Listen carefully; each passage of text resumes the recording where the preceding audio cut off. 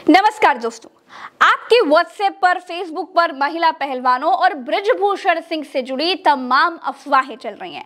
आज के इस वीडियो में हम जानेंगे कि क्या सच में पहलवानों का ये धरना जीजा सालियों का धरना है?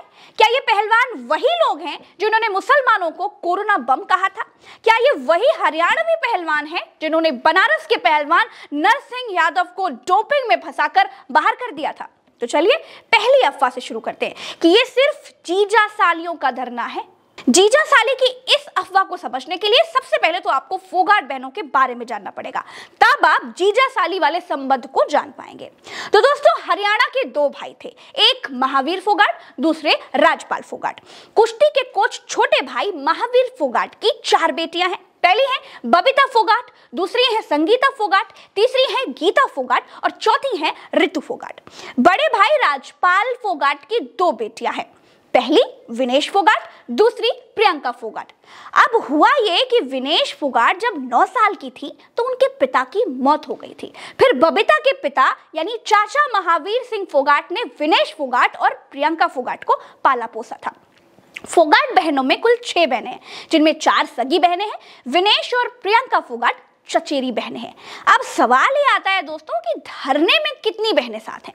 तो दोस्तों, बृजभूषण सिंह के खिलाफ धरने में विनेश फोगाट है, संगीता फोगाट है, साक्षी मलिक हैं और बजरंग पुनिया है। गीता फोगाट इनडायरेक्टली सपोर्ट कर रही है। अब बात आती है जीजा साली की। तो दोस्तों, बजरंग पुनिया ने बीजेपी की नेता बबीता फोगाट की सगी बहन संगीता फोगाट से शादी की। तो बीजेपी की नेता बबीता फोगाट बजरंग पुनिया की सगी साली हुई, ना कि विनेश फोगाट और साक्षी मलिक की। तो ये धरना जीजा सालियों का धरना तो बिल्कुल नहीं है, ये खिलाड़ियों का धरना है। दोस्तों, अब दूसरी अफवाह पर आ जाते हैं कि धरने पर बैठी पहलवान वही है जो मुस्लिमों को कोरोना बम कहती थी। तो दोस्तों, जमातियों को कोरोना वायरस कहने वाली भारतीय जनता पार्टी की नेता बबीता फोगाट थी, ना कि विनेश फोगाट, साक्षी मलिक, संगीता फोगाट या फिर बजरंग पुनिया।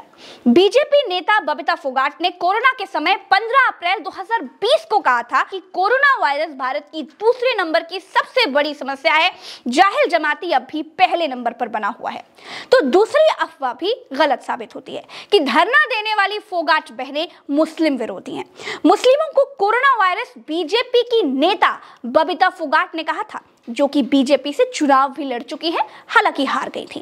एक बात और बताना जरूरी है दोस्तों कि विनेश फोगाट ने क्लियर किया है कि उनको उनकी मां ने दूध बेच कर पाला है। आर्थिक जिम्मेदारियां उनकी मां ही उठाती थी। विनेश फोगाट और बबीता फोगाट के बीच 36 का आंकड़ा चलता है। ये उस ट्वीट से पता चल जाता है जिसमें सार्वजनिक तौर पर बबीता फोगाट को फटकारते हुए उन्होंने ये कहा था कि हमारे साथ खड़ी नहीं हो सकती तो हमारा धरना कमजोर मत करो।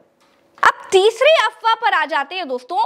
तीसरी अफवाह यह है कि धरने पर बैठे पहलवानों ने महाराष्ट्र की तरफ से लड़ने वाले बनारस के पहलवान नरसिंह यादव को बाहर करवा दिया था। दोस्तों, इसकी भी सच्चाई आपको जानना बहुत जरूरी है। महीना जून का था, साल 2016 था। सब रियो ओलंपिक की तैयारी कर रहे थे। खिलाड़ी सुशील कुमार ने किसी ट्रायल में हिस्सा नहीं लिया था। फिटनेस के मामले में नरसिंह यादव सुशील कुमार से बेटर चॉइस थे। नरसिंह यादव को ओलंपिक में जाने का मौका मिल रहा था। उसके बाद नरसिंह यादव के खाने में नशीला पदार्थ मिला दिया गया था, जिसकी वजह से नरसिंह यादव डोप टेस्ट के दौरान बाहर हो गए थे और प्रतिबंधित दवाई लेने के आरोप में उनको 4 साल के लिए बाहर कर दिया गया था। खाने में प्रतिबंधित दवाएं मिलवाने का आरोप सुशील कुमार पर लगा। नरसिंह यादव ने इसके लिए आवाज भी उठाई, लेकिन सारे खिलाड़ी अपनी अपनी तैयारियों में व्यस्त थे। किसी भी खिलाड़ी ने नरसिंह यादव का साथ नहीं दिया। कोई भी नरसिंह यादव के साथ धरने पर नहीं बैठा। लेकिन ये बात भी सही थी कि धरने पर बैठकर अंतरराष्ट्रीय नियमों को नहीं बदलवाया जा सकता था। लेकिन ये बात भी सही थी कि सुशील कुमार को सबक सिखाया जा सकता था। फिलहाल नरसिंह यादव मुंबई पुलिस में काम करते हैं और सुशील कुमार एक हत्या के आरोप में जेल में है।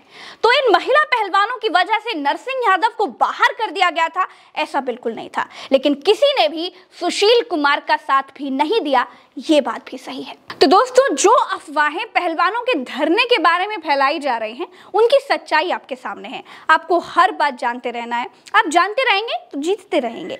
सच जानना आपका अधिकार है, इसीलिए सही चीज जानते रहिए। किसी के बहकावे से बहकिए मत। गोदी मीडिया आपको ये सब कुछ बताएगा नहीं क्योंकि उसकी मजबूरी है इस समय अतीक को दिखाना है, क्योंकि वो पुलवामा वाला सत्यपाल मलिक का खुलासा दिखा नहीं सकते, उससे सुप्रीम लीडर पर सवाल खड़े होने लगते हैं।